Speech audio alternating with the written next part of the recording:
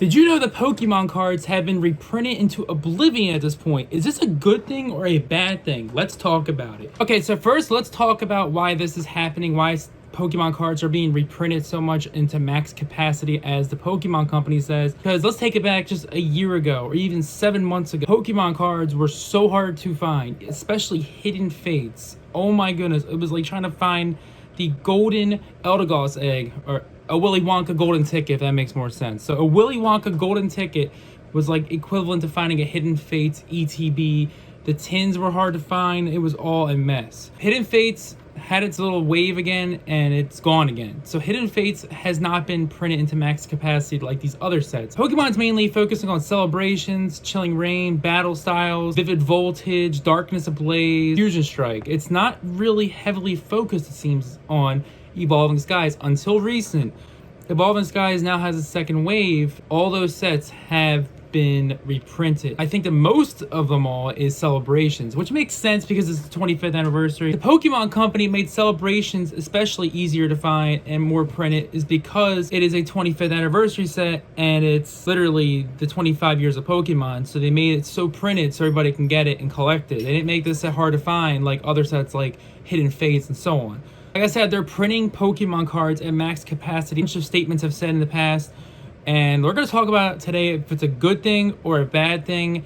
And before we get started with the pros and cons, just know that I'm so glad that everybody and all the collectors can find Pokemon cards finally on shelves and not have to like look at a shelf and go, why? So it is good for everybody to be able to collect Pokemon cards. I'm very happy for that. But with that said, let's go into some pros and cons in my personal opinion.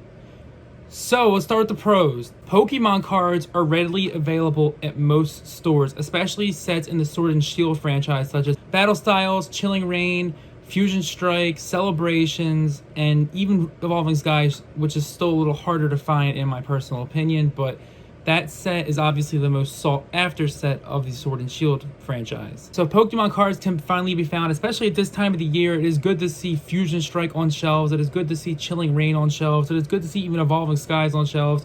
This makes a great holiday tradition for Pokemon fans to actually collect. And that brings me to number two, another pro. You gotta catch them all. You can catch them all if you can find them on shelves if you keep at it. So what I mean is collectors and players can now find products. So if you're a collector trying to finish a set, you're most likely gonna have a better time finishing that set with a bunch of packs of Fusion Strike on a shelf versus not seeing any, and it's scarce. Obviously this is good. If you're a player, you're looking for cards to build up a deck and stuff for TCG, the card game, then you're also in luck because you can get those cards in those packs.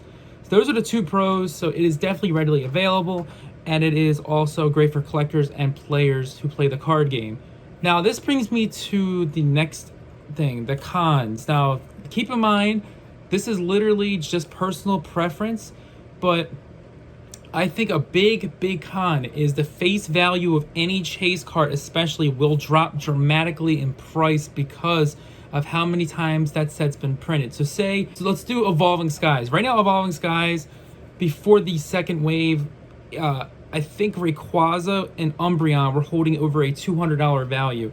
Since the reprint, the cards have dropped to $170 to $175 each.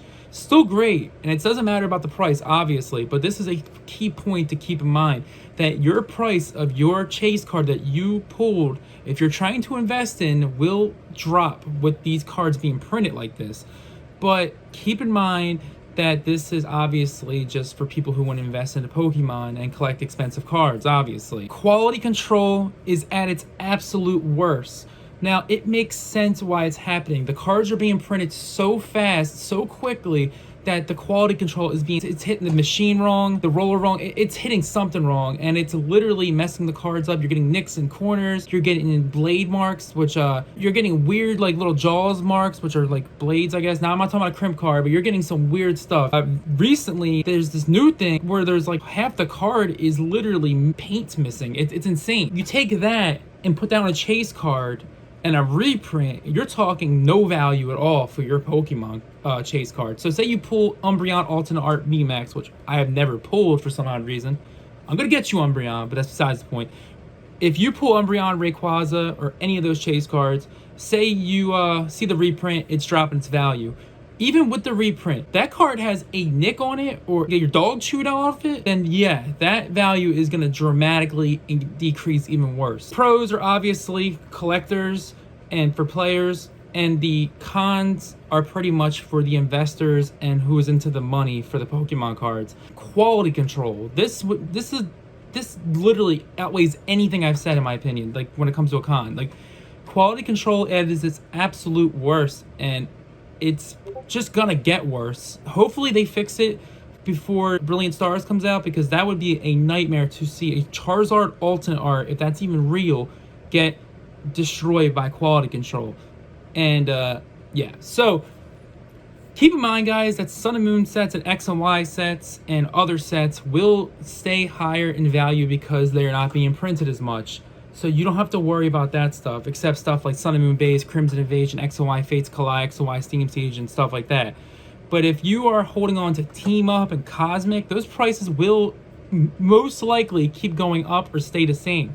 Like the Latios and Latios, like the Lugia, which I've seen a little drop, but those kind of cards. When it comes to sets like Sword and Shield that's being reprinted, keep in mind, when the reprints are done, when they stop printing all this stuff will go up down the road, so keep that in mind. The only thing I'm worried about is Celebrations even reaching the light of day of a price increase, because it's literally a set with 45 cards. It's that set's meant to have fun, in my opinion. At the end of the day, Pokemon card pulls, Pokemon sets, doesn't matter what it is, Pokemon is always gonna be fun. It's Pokemon, and it's still fun, and it's so good to see Pokemon so popular today and so loved by so many people, new generations, old generations.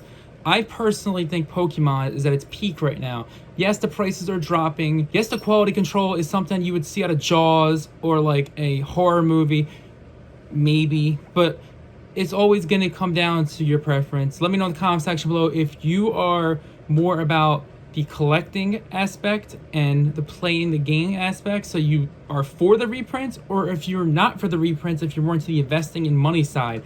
There's no right or wrong answer. It's all about what you guys think, what anybody thinks. It's all about personal preference. That is it, guys. You'll see a hunt video tomorrow. You'll also see a lot more videos coming up. Stay awesome, stay positive, stay safe, guys. Peace out.